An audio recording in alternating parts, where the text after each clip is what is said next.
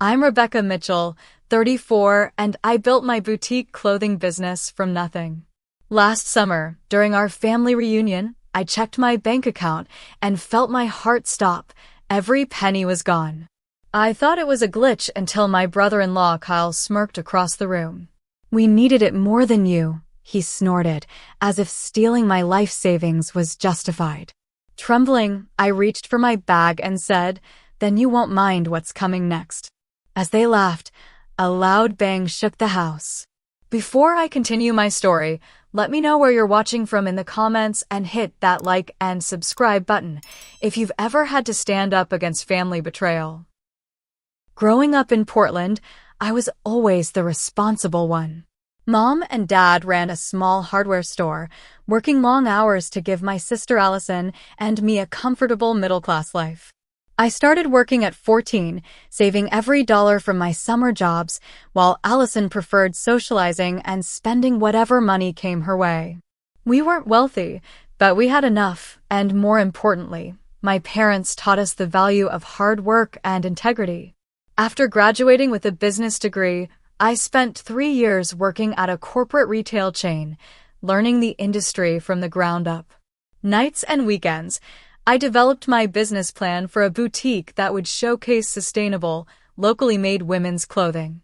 My friends thought I was crazy when I quit my stable job to launch Mitchell Designs with my last $5,000 in savings. The first 2 years were brutal, 18-hour days, living on ramen and reinvesting every cent of profit back into the business. 5 years ago, tragedy struck when my parents died in a head-on collision with a drunk driver. The grief was overwhelming. Allison and I handled it differently. I threw myself into work, while she spiraled into a depression, dropping out of college and bouncing between dead-end jobs. When our parents' estate was settled, we each inherited $75,000. I invested mine in expanding my store and building an online presence, finally seeing the business gain real traction. Allison met Kyle Henderson 3 years ago at a casino, of all places. Within 6 months, they were married in a lavish ceremony that seemed well beyond their means. Kyle worked in financial consulting, though he was vague about details.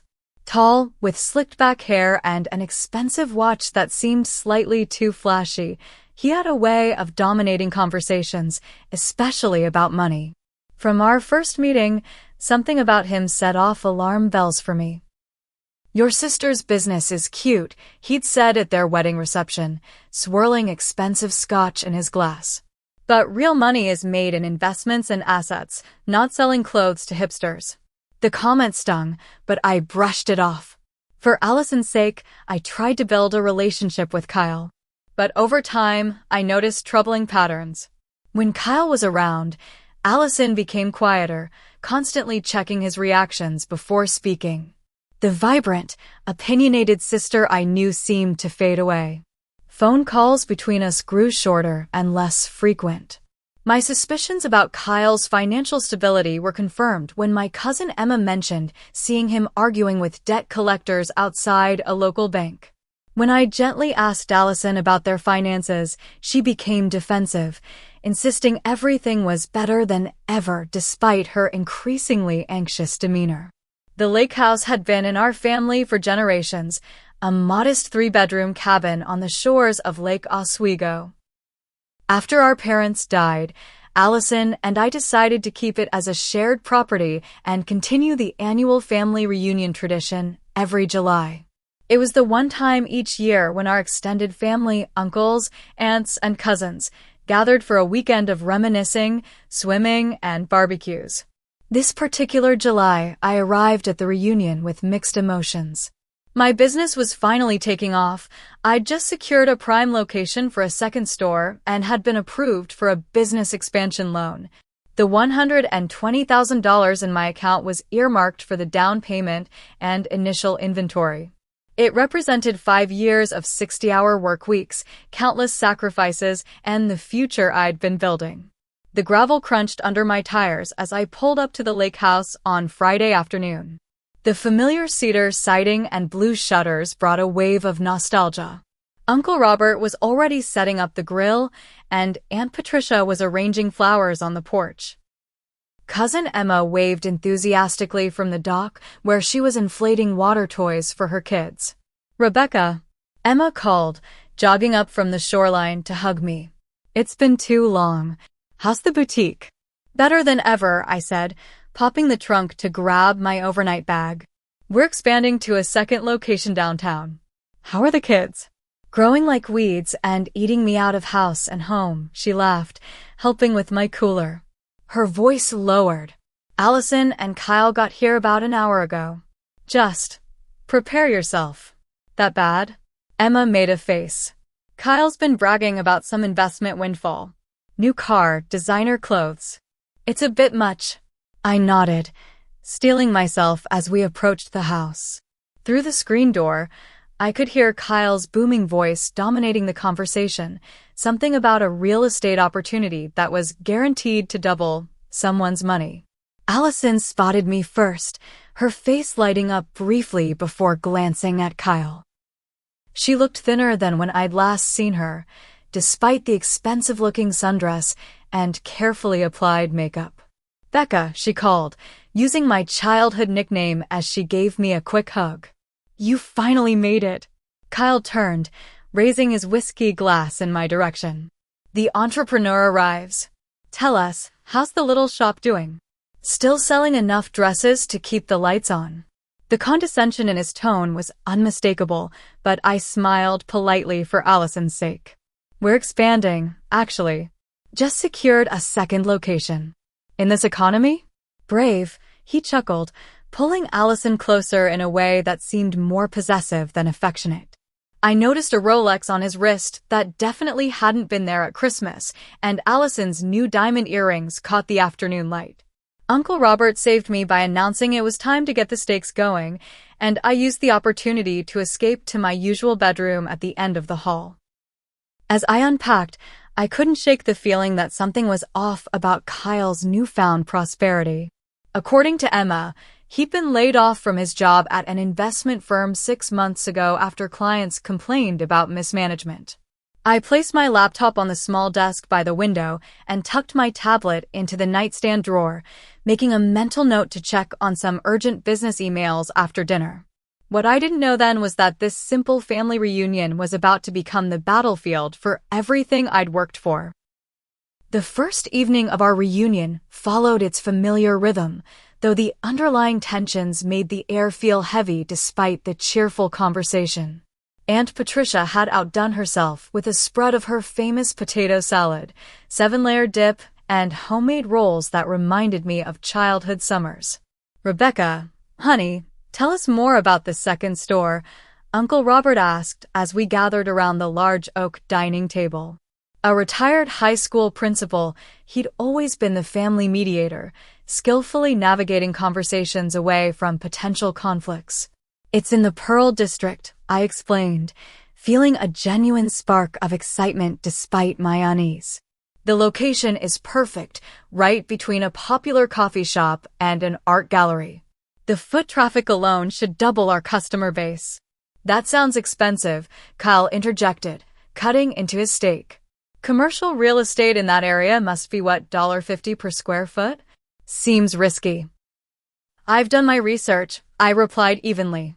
"The numbers work." Speaking of numbers, Aunt Patricia chimed in. "Ever the family gossip collector, I hear Melissa Anderson's daughter just declared bankruptcy from her clothing store venture. Such a shame. These small businesses, they're so vulnerable." I noticed Kyle's slight smirk and the way he glanced at Allison, who stared intently at her barely touched dinner. Cousin Emma, bless her, changed the subject. "Dad, tell everyone about your new fishing boat."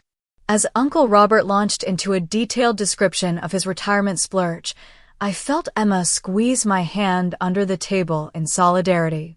After dinner, as everyone moved to the living room for board games and drinks, I excused myself to check on some work emails. In my room, I immediately noticed something off. My laptop wasn't quite in the position I'd left it, angled slightly differently on the desk. The charging cable was plugged into a different USB port. Small details, but as someone meticulous about my belongings, especially my work devices, the discrepancies set off internal alarms.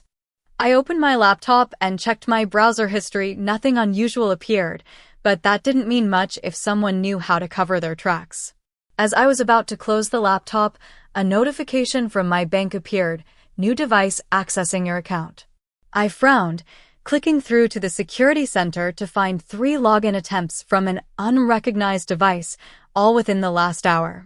The attempts had failed due to incorrect password entries, but the timing was too coincidental to ignore. Closing my laptop, I decided to keep a closer eye on my belongings for the remainder of the weekend. Perhaps I was being paranoid, but something didn't feel right. When I returned to the living room, Kyle was showing off his new watch, making a show of how the light caught the diamond bezel. Limited edition, he boasted to Uncle Robert. Only 500 made worldwide. Must have cost a pretty penny, Uncle Robert remarked, not sounding particularly impressed. You've got to spend money to make money, Kyle replied with a wink. I've got some investment opportunities that would make your retirement fund look like pocket change. Allison stood slightly behind him, her smile not quite reaching her eyes. When she saw me, something flickered across her face. Guilt? Worry? Before I could interpret it, Kyle pulled her into the conversation.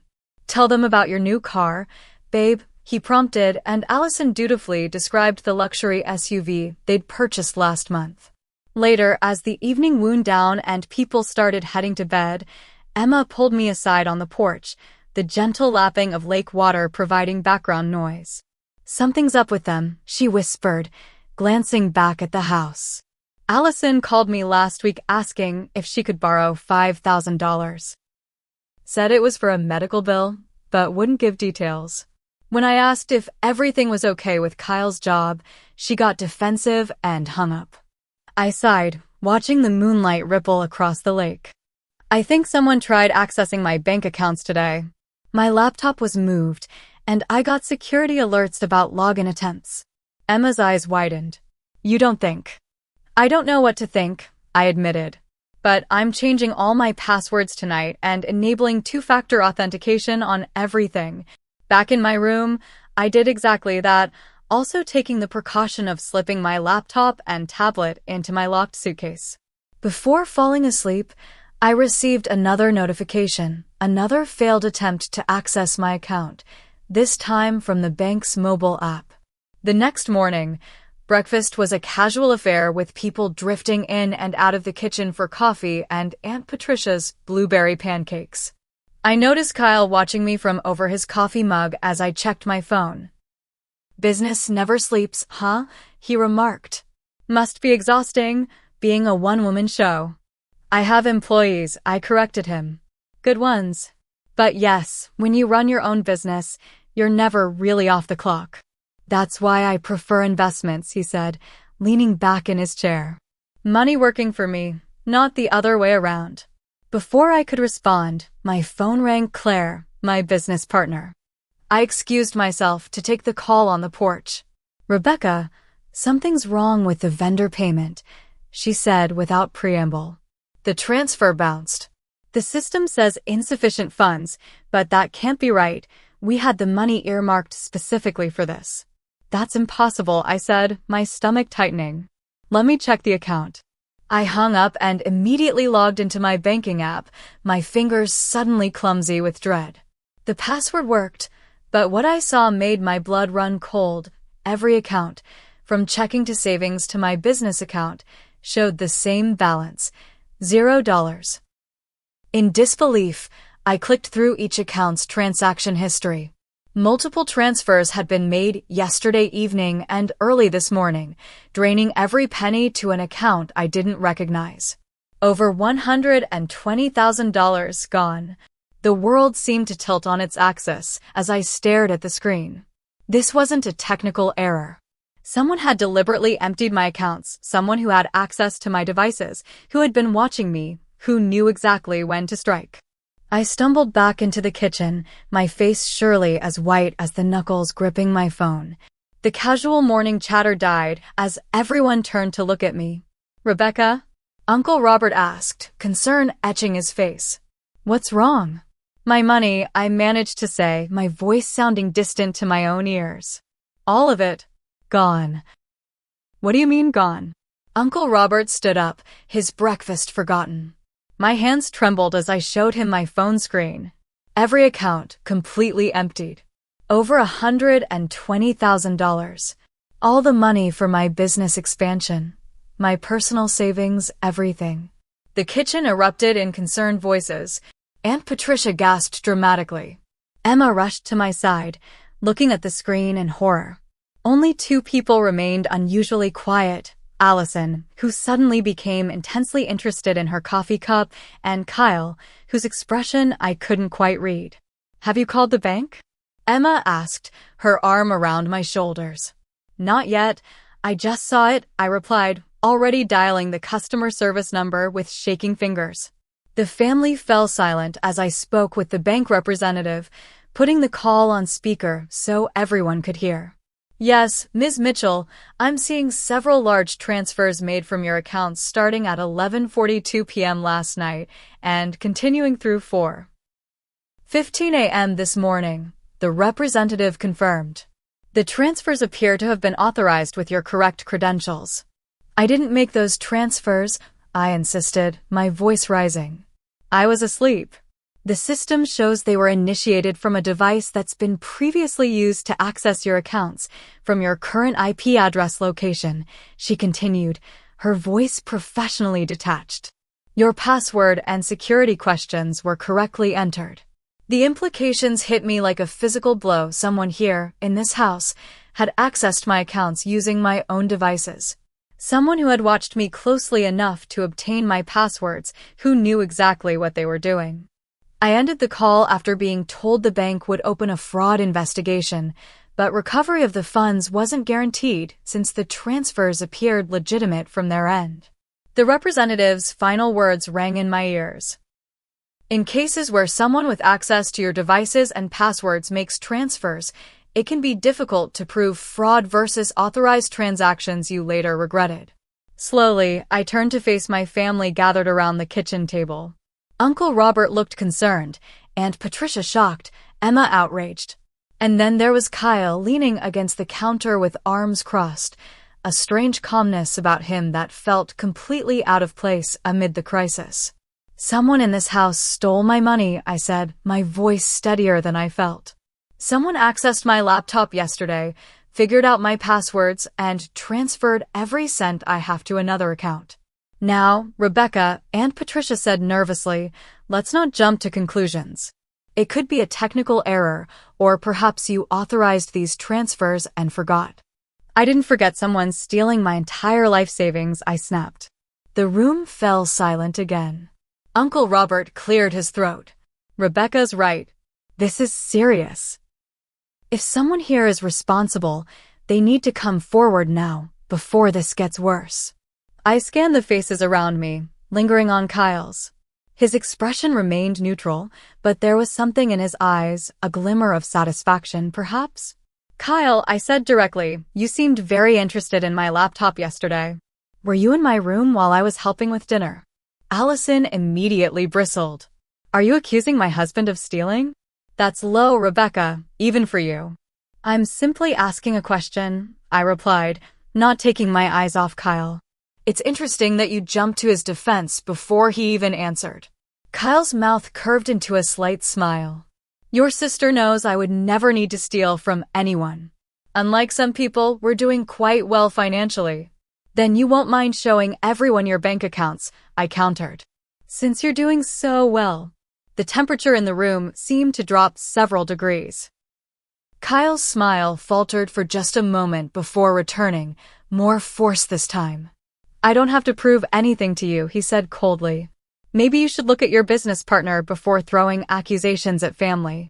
Or maybe your expansion plans weren't as solid as you thought, and this is a convenient excuse. Stop it, both of you. Allison cried out. She looked pale, almost ill. Rebecca, you can't just accuse people without proof. The transfers were made from devices at this location, I said, trying to keep my voice level. from my devices, which someone accessed without my permission. The only people here are family. Uncle Robert stepped between us, ever the mediator. Let's all take a breath. Rebecca, you've called the bank, and they're investigating.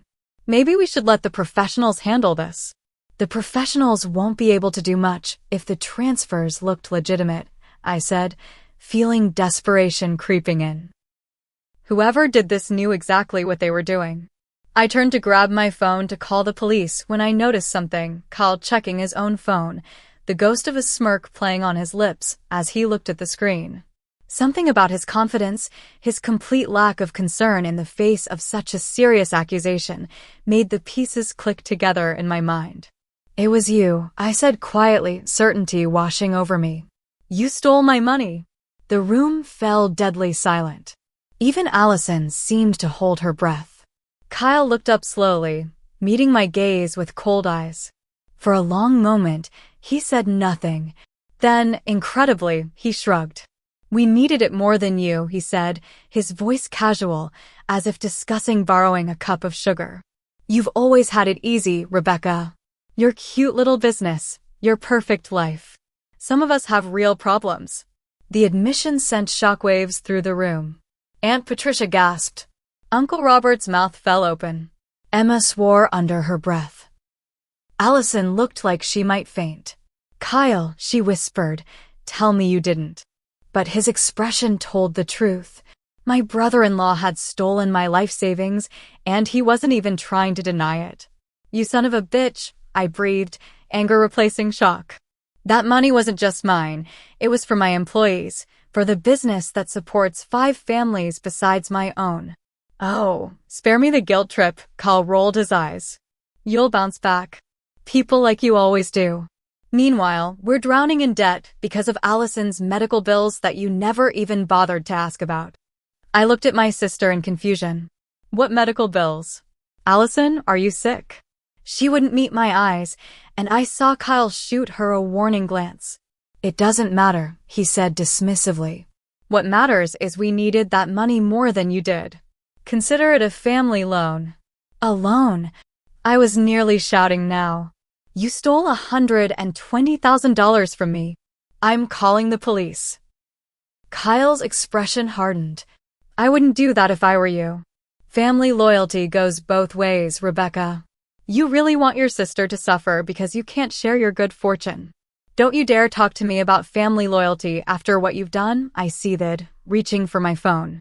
Kyle lunged forward suddenly, grabbing for my phone. I said no police. Uncle Robert stepped between us as Emma pulled me back. Kyle, that's enough, he shouted. In the chaos, I caught a glimpse of Allison's face, not just upset, but terrified. Not of me or the situation, but of Kyle. I'd seen that look before on the faces of women who came into my boutique with carefully concealed bruises and practiced excuses. Allison, I said more gently, what's really going on here? Talk to me. Before she could answer, Kyle cut in.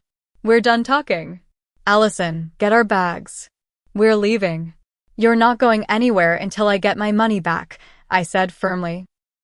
Every penny of it, today, or I'm calling the police regardless of what you threaten. Kyle laughed, the sound cold and mocking. Good luck with that. The money's already been moved again. You'll never find it. Then you won't mind what's coming next, I said, my voice steady despite my trembling hands as I reached for my bag. Kyle and Allison laughed, the sound jarring and discordant, hers tinged with hysteria, his with contempt. That's when we heard it, a loud, authoritative bang that shook the entire house. For a moment, everyone froze in confusion. Then came the unmistakable sound of the front door being forced open, followed by multiple sets of heavy footsteps entering the lake house. Police. Everyone stay where you are. The kitchen fell into stunned silence as 2 uniformed officers appeared in the doorway, followed by a plainclothes detective who surveyed the room with practiced eyes. Rebecca Mitchell? The detective asked, looking directly at me. I nodded, still processing their sudden appearance. Yes, that's me. I'm Detective Harmon with Portland PD, Financial Crimes Unit, she said, showing her badge. We received an automated alert about suspicious activity on your accounts and attempted identity theft in progress.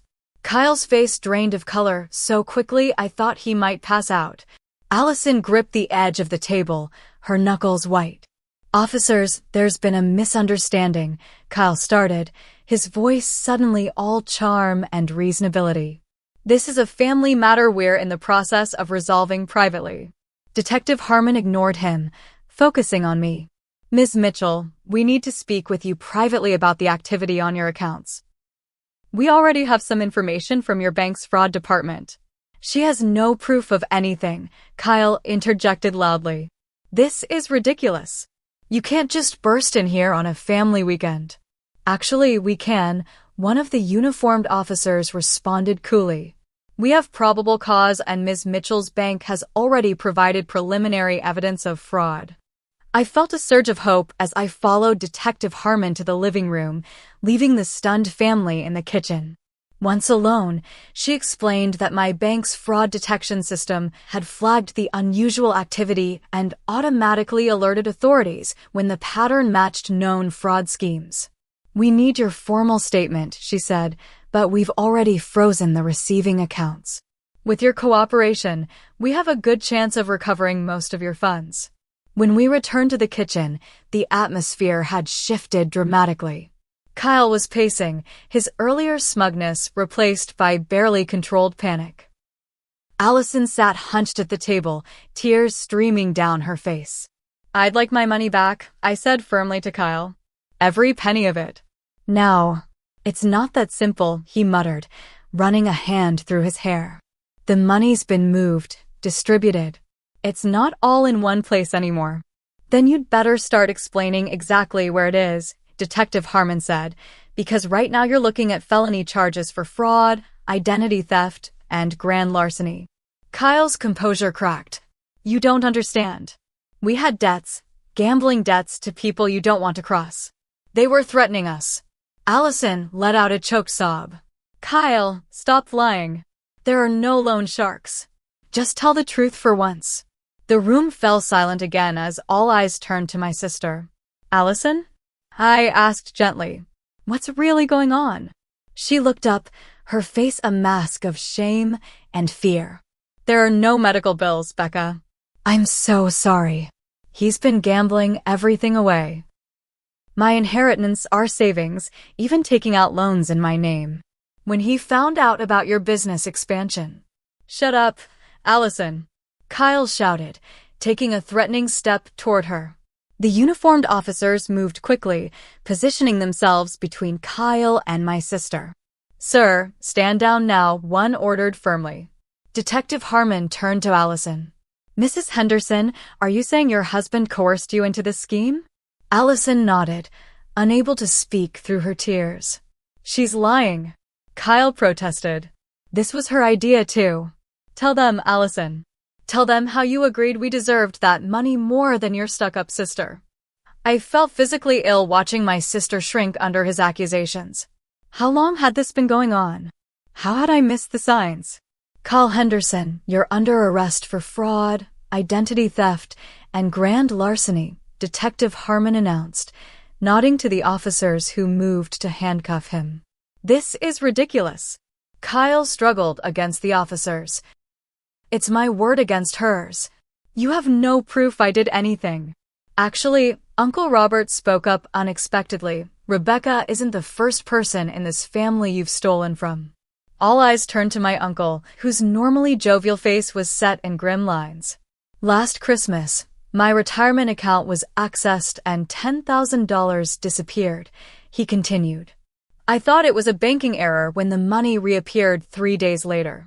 Now I'm wondering if Kyle was testing the waters, seeing if he could get away with it." "Uncle Robert, why didn't you say anything?" I asked, shocked. "I didn't want to upset the family during the holidays," he admitted. "And when the money returned, I convinced myself it was just a glitch." "Anyone can make accusations," Kyle said desperately. "You have no proof." "That's where you're wrong," I said, reaching into my bag. "I do have proof." Kyle's expression faltered as I pulled out my phone and opened an app. After someone tried to hack my business accounts last year, I installed security software on all my devices. It takes snapshots every time someone enters incorrect passwords and tracks all access attempts. I handed my phone to Detective Harmon, who scrolled through the evidence, clear images of Kyle using my laptop in my bedroom, timestamp data showing his failed and successful login attempts, even keylogger data capturing the account numbers he transferred my money to. "This is quite comprehensive," the detective remarked, impressed. Kyle's face contorted with rage. "You set me up. You knew all along and you let me walk right into this." "No, Kyle," I said evenly. "You set yourself up. I just made sure you couldn't get away with it." As the officers began leading Kyle away, he turned to Allison with a look that sent chills down my spine. "This isn't over," he hissed. "Remember what I told you would happen if you ever crossed me." Detective Harmon immediately took note of the threat. Add intimidation of a witness to the charges, she instructed the officers. Allison collapsed into sobs as Kyle was led out of the house, the screen door slamming behind them.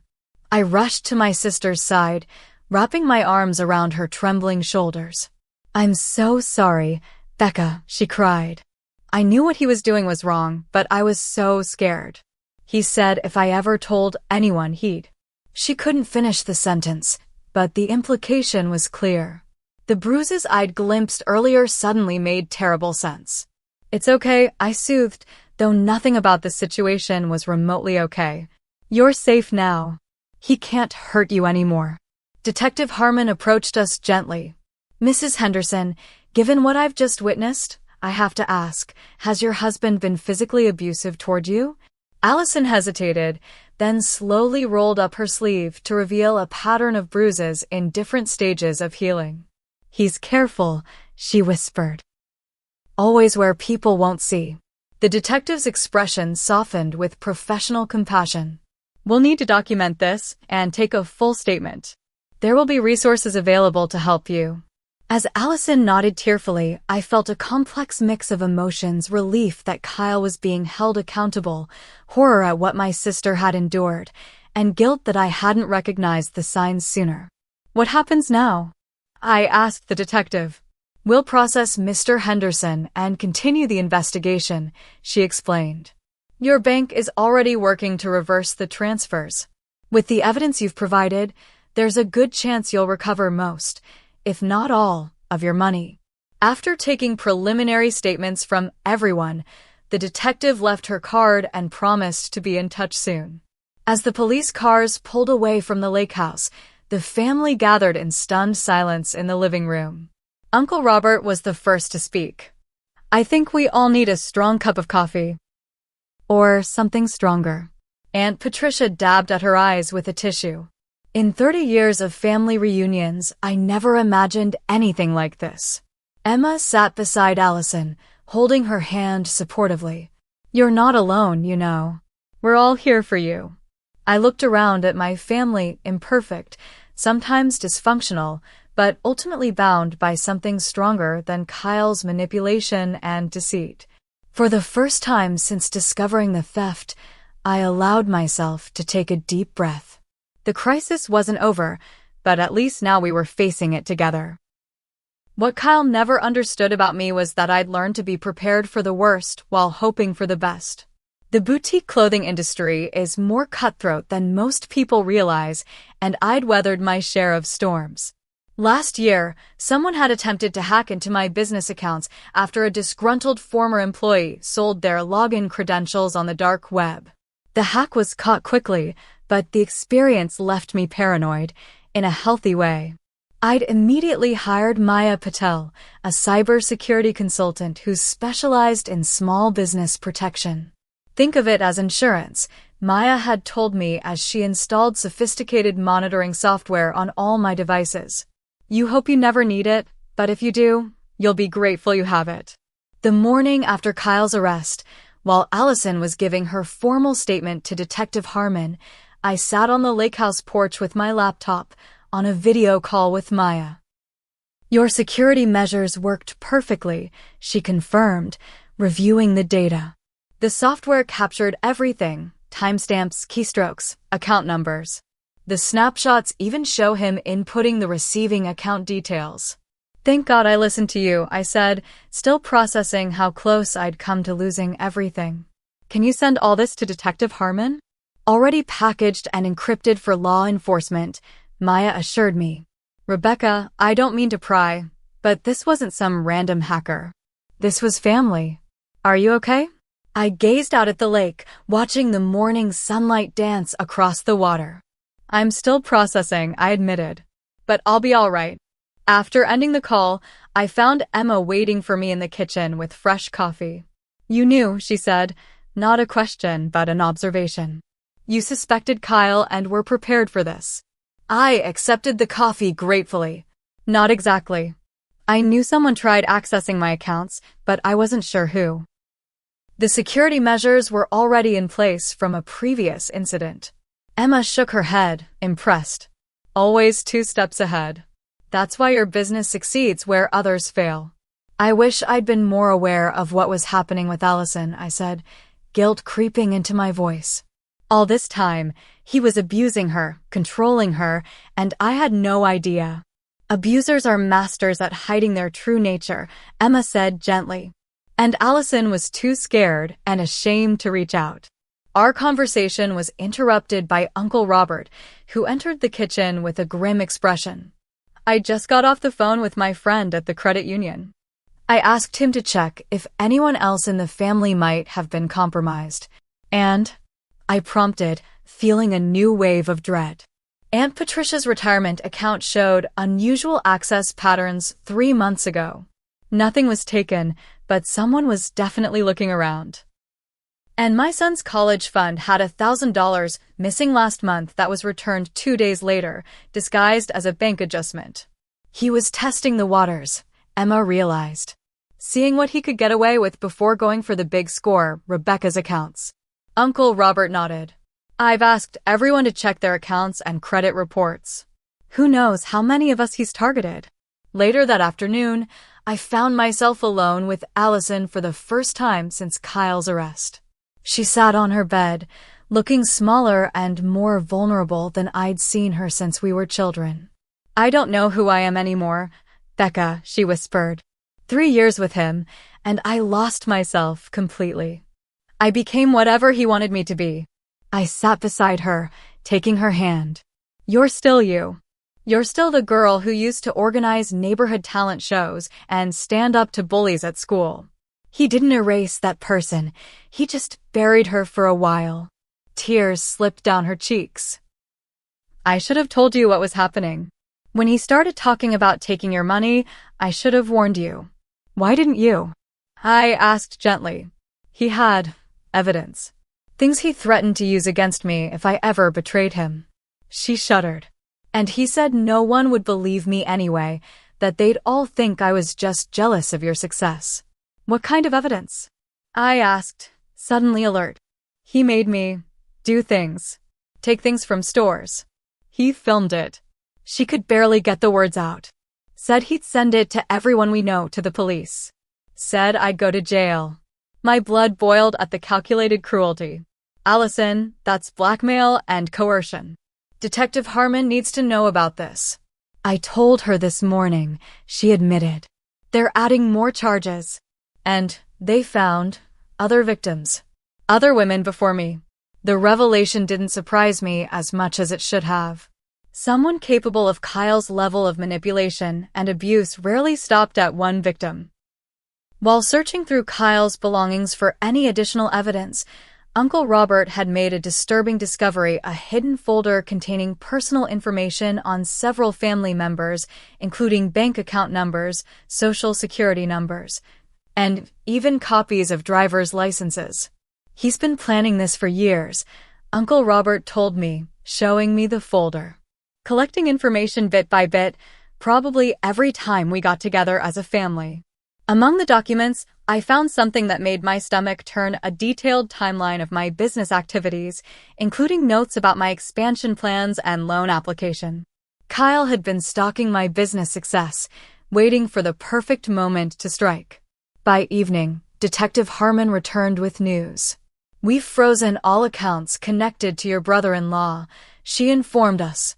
The good news is we've located most of your money, Ms. Mitchell. The bad news is he converted some of it to cryptocurrency, which is harder to trace. We're working on that portion. What about the other victims? I asked. Uncle Robert found evidence he was targeting more family members. We're expanding the investigation, she confirmed. Mr. Henderson appears to have been running a rather sophisticated identity theft operation, not just within your family, but potentially targeting others as well. After the detective left, I sat with Allison on the dock, our feet dangling in the cool lake water as the sun began to set. The familiar setting felt surreal after everything that had happened. What will you do now? I asked her. She took a deep breath, seeming to draw strength from the expansive sky above us. Get a divorce, obviously. Find a therapist. Maybe go back to school and finish my degree. You could stay with me for a while, I offered. I have the spare room. She looked at me, surprise and gratitude mixing in her expression. After everything that happened, you'd still take me in. You're my sister, I said simply. I'll try to destroy both of us. I'm not going to let him succeed.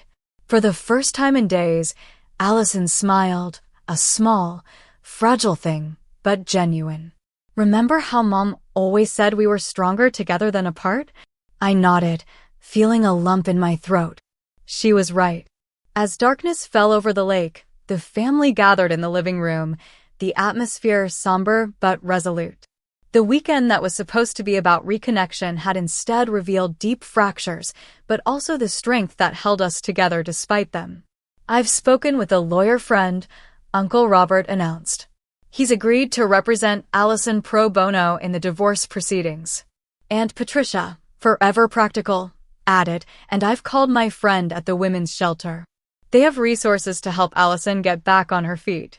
Emma raised her glass of wine. To family, the real kind. The ones who have your back, not the ones who stab you in it. We all drank to that, even Allison, whose hands had finally stopped trembling. Later, as I lay in bed trying to process everything, my phone buzzed with a text from Detective Harmon. Update. Cryptocurrency recovered. Total recovery now at 94% of stolen funds. We'll continue working on remaining 6%. Relief washed over me. My business would survive. The expansion could proceed. Kyle hadn't managed to destroy what I'd built. But more importantly, my sister was free from his control. And that was worth more than any amount of money. 2 days after the dramatic arrest at our family reunion, we gathered in the lake house living room for what Detective Harmon called a controlled confrontation. Kyle, released on bail but under strict monitoring, had been brought back to the house to face the family he'd betrayed while officers stood by. The detective had explained her strategy earlier. Sometimes in complex fraud cases like this, getting the perpetrator to speak freely in familiar surroundings can reveal information about additional victims or hidden assets. Kyle sat stiffly on the edge of the armchair, looking diminished without his usual confident posture. His eyes darted around the room, calculating, still searching for an angle. I want to start by saying I've done nothing illegal, he began, his voice taking on the reasonable tone I'd heard him use to manipulate situations countless times before. This is all a misunderstanding that's gotten out of hand. A misunderstanding? I couldn't help interrupting. You stole over $100,000 from me. That's not a misunderstanding, that's a felony. Kyle's expression hardened. You have no proof I did anything. For all anyone knows, Allison could have accessed your accounts. She knew your passwords too. My sister flinched beside me, and I felt a surge of protective anger. Is that your defense? Trying to blame your wife? I'm simply pointing out reasonable doubt, Kyle said smoothly. The prosecution will need to prove beyond. Save the legal talk, Detective Harmon cut in. We have more than enough evidence to proceed with charges. What we're doing today is giving you a chance to cooperate, potentially reducing your sentence. Kyle scoffed. You have nothing. Some circumstantial evidence, maybe a few account numbers.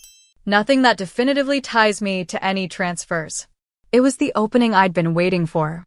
I glanced at Detective Harmon, who gave me a subtle nod. Actually, I said, reaching for my tote bag, we have much more than that. Kyle's eyes followed my movements as I pulled out my tablet. What is that supposed to be? Remember last Christmas when you asked about my business security after that hacking attempt? I asked conversationally. How interested you were in what measures I'd taken. A flicker of unease crossed his face. Vaguely. What I didn't mention, I continued, was that after that incident, I installed security cameras in my bedroom at the lake house. Small ones. Very discreet. The blood drained from Kyle's face so quickly I thought he might faint. You're bluffing, he whispered, but the confidence had vanished from his voice. Am I? I turned the tablet around to show the screen, crystal clear footage of Kyle in my bedroom, methodically searching through my belongings, finding my laptop, and sitting at the desk to access it. This is illegal surveillance, he sputtered, looking desperately to Detective Harmon. She can't record people without consent. Actually, Ms. Mitchell owns this property jointly with her sister, the detective replied calmly. She's within her rights to install security cameras in her own bedroom, especially after experiencing previous theft attempts. Kyle's eyes darted to Allison, who stared back at him with newfound strength. You knew about this? He demanded. No, Allison said quietly.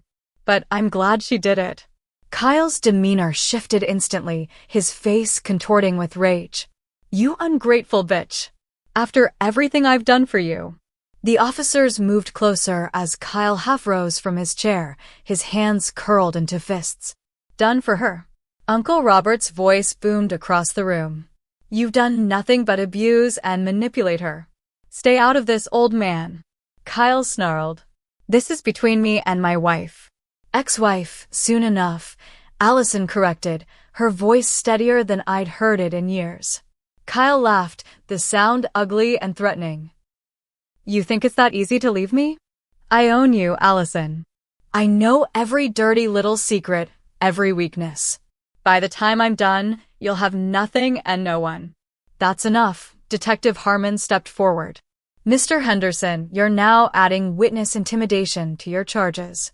Kyle ignored her, his focus entirely on Allison. Remember those videos I have? One phone call and they go to everyone you know. Your boss, your friends, your precious family. Uncle Robert stood, his normally jovial face stern with anger. Are you threatening my niece in front of police officers, son? It's not a threat. It's a promise, Kyle spat. She belongs to me. Everything she has belongs to me, including her stuck-up sister's money. I exchanged glances with Detective Harmon, who gave me another subtle nod. Everything Kyle said was being recorded, each threat adding to the case against him. I think we've heard enough, the detective said. Mr. Henderson will be adding intimidation and coercion charges based on your statements here today. Kyle suddenly seemed to realize his mistake, his lawyer's facade slipping back into place. I'm under stress. I didn't mean any of that.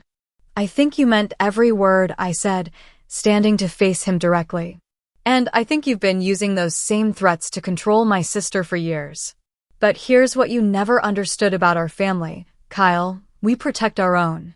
Against who? He sneered. You couldn't even protect your precious business accounts from me. Couldn't I? I raised an eyebrow. Those cameras weren't the only security measure I had in place.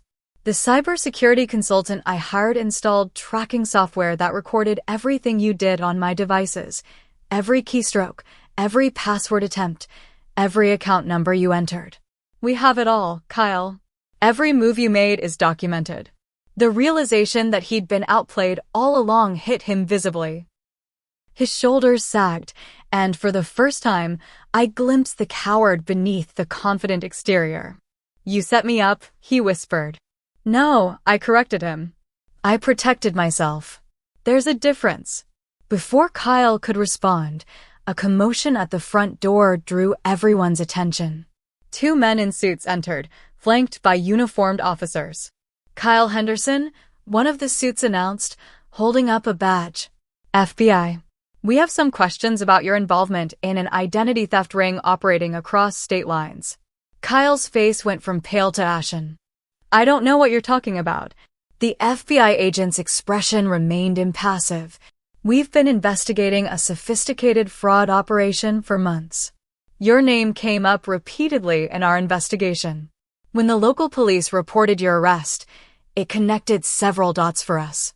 This is ridiculous, Kyle protested weakly. I'm a financial consultant, not some criminal. Is that why we found evidence of at least 12 stolen identities on your cloud storage? The agent asked. Or why your name appears on lease documents for properties where stolen credit cards were being manufactured? As the implications sank in, I realized Kyle's theft from my accounts wasn't an isolated incident or a crime of opportunity. It was part of a much larger operation. The family reunion had simply provided convenient access to my devices. The FBI agents continued questioning Kyle, who grew increasingly agitated. When they mentioned a co-conspirator named Marcus who had already agreed to testify, Kyle lost what remained of his composure. Marcus is lying, he shouted, jumping to his feet. I never touched those credit card numbers. That was all him and Vaughn.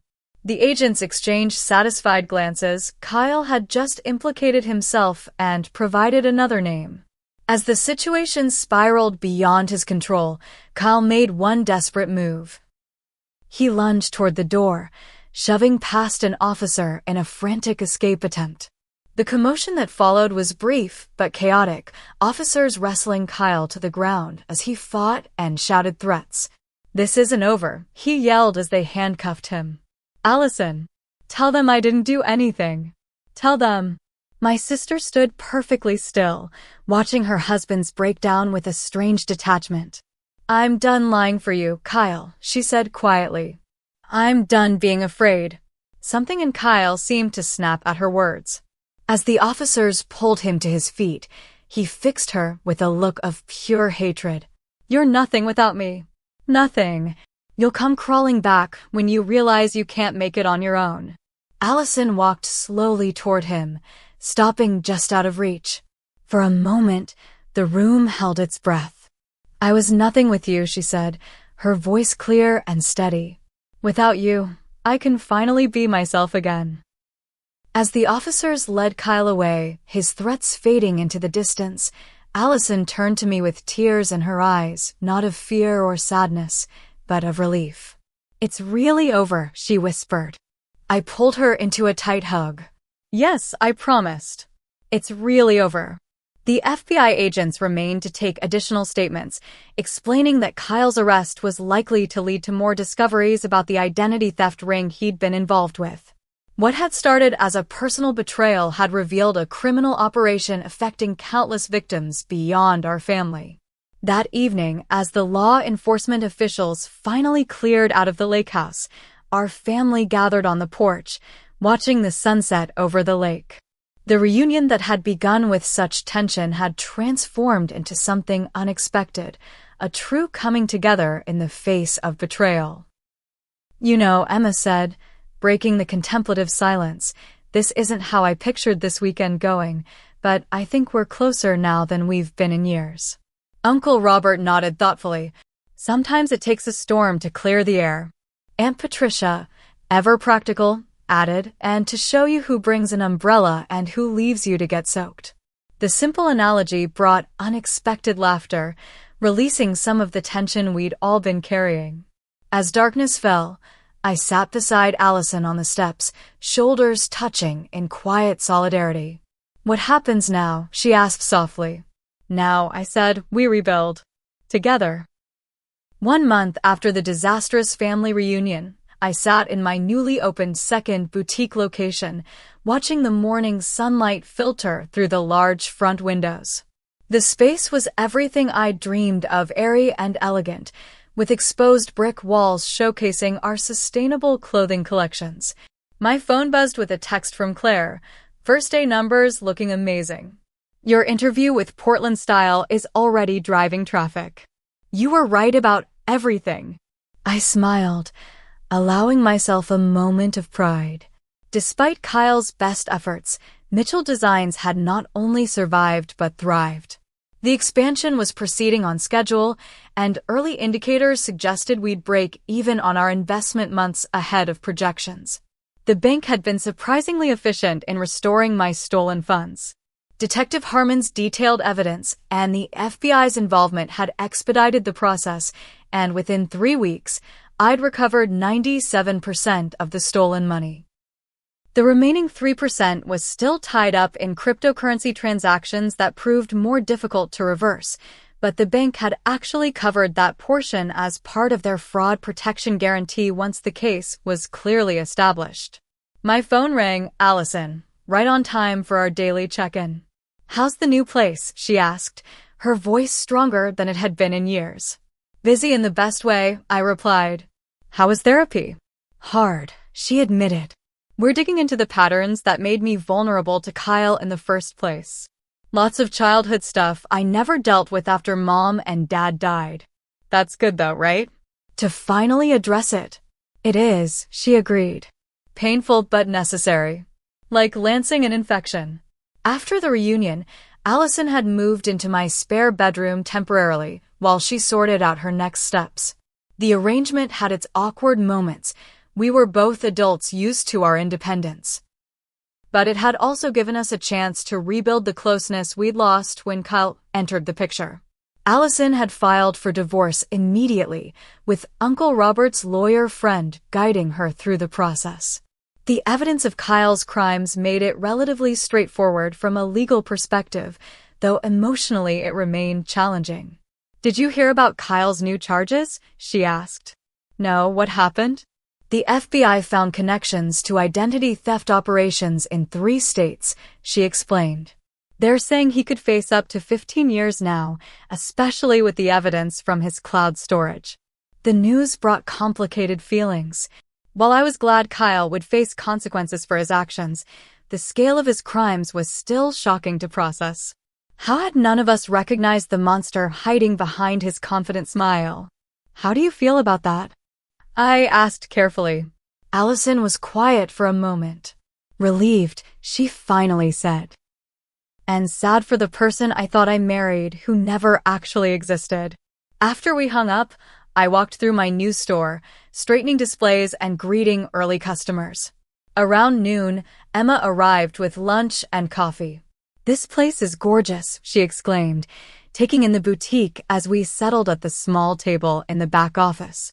"You've created something really special here, Rebecca." "Thanks to the Family Crisis Fund," I joked, referring to the informal collection our relatives had taken up to help cover expenses while my accounts were frozen. The gesture had touched me deeply, especially coming from family members who weren't particularly wealthy themselves. "Speaking of family," Emma said, "Aunt Patricia wants to know if you and Allison are still coming to her birthday dinner next week." "Wouldn't miss it," I assured her. "Allison's actually making that lemon cake Aunt Patricia loves." "That's a good sign," Emma observed. "Allison baking again." It was indeed. In the weeks following Kyle's arrest, Allison had slowly reclaimed pieces of herself that had disappeared during her marriage: her love of baking, her dry sense of humor, her interest in environmental science that had once been her college major. The healing wasn't linear. Some days were harder than others. There were nights I heard her crying in her room, processing the manipulation and abuse she'd endured. But there were also moments of genuine laughter, of connection, of the sister I remembered beginning to reemerge. That evening, I closed the shop and drove home to find Allison in the kitchen, surrounded by ingredients for dinner. "I thought we could eat together tonight," she explained. "I'm trying that pasta recipe Mom used to make." The mention of our mother brought a bittersweet smile. "She'd be proud of you, you know," I said, washing my hands to help with preparation. "For getting out, for starting over." "She'd be proud of both of us," Allison replied. "You for building your business, me for rebuilding my life. Different kinds of bravery." As we chopped vegetables side by side, I reflected on how much had changed in just 1 month. The crisis that could have destroyed my business and permanently fractured our family had instead created space for honesty and healing. The next day, I met with Maya, my cybersecurity consultant, to review the enhanced security measures for both my business and personal accounts. You're officially my most security-conscious client. She laughed as she showed me the new systems. Most people don't get this serious until after they've been hacked multiple times. Once was more than enough, I assured her. I've learned my lesson about being prepared. That reminds me, Maya said. I've been meaning to ask, how did you know to install those cameras in your bedroom at the lake house? That wasn't part of our security plan. I smiled, remembering the decision that had ultimately saved my business. Last Christmas, I noticed some of my things had been moved in that room. Nothing missing, just not quite where I'd left them. I thought I was being paranoid, but I installed the cameras anyway, just in case. Always trust your instincts, Maya nodded approvingly. Those instincts had served me well in business and, ultimately, in protecting myself from Kyle's schemes. But they hadn't helped me see what was happening to my sister. That blind spot still troubled me. That weekend, our family gathered at the lake house again, not for a formal reunion, but for a workday to refresh the property that held so many memories. Uncle Robert directed painting crews, and Patricia supervised a deep cleaning of the kitchen, and cousins and their children helped with yard work. Allison and I tackled the bedrooms, packing away old items and discussing what to keep and what to donate. I've been thinking, she said as we sorted through a box of childhood mementos, about selling my half of the lake house to you. I looked up in surprise. You don't want it anymore? She gazed out the window at the sparkling lake. It's not that. I just need a fresh start, financially and emotionally. The money would help me go back to school, finish my environmental science degree. Are you sure? I asked. This place has been in our family for generations. And it will still be in the family, with you, she pointed out. Besides, you'll let me visit, right? Of course, I promised. Anytime. Later, as everyone gathered on the dock for a picnic lunch, I watched my family with new appreciation. Uncle Robert telling his terrible jokes, Aunt Patricia fussing over everyone having enough to eat, Emma's kids splashing in the shallows, the ordinary moments that formed the foundation of our shared history. Allison sat beside me, her face tilted toward the sun, looking more peaceful than I'd seen her in years. You know what I've learned from all this, she said quietly. What's that? That family isn't just about blood. It's about boundaries. About protecting each other without enabling harmful behavior. That's profound, I acknowledged. And true. Mom used to say something similar, Allison recalled. Love without limits isn't love, it's negligence. I didn't understand what she meant until now.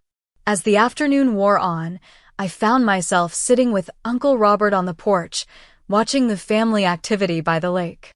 I've been meaning to thank you, I told him, for speaking up about Kyle accessing your accounts. That couldn't have been easy to admit.